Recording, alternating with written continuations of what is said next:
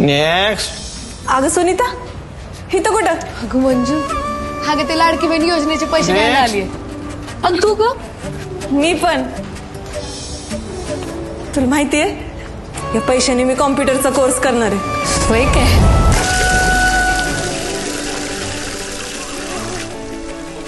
काय ग, काय करणार या पैशांचं? या नवी साडी घेणार आहे.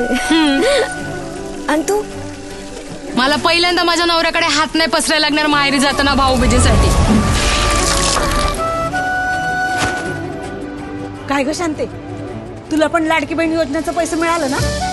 म्हणजे ये बघ, 1 2 3. काय ग? योजना बंद झाली तर ग. आणि हे पैका नाही मिळाला तर? ते नाना भाऊ योजना बंद कराय टपूनच बसले. नाहीतर काय.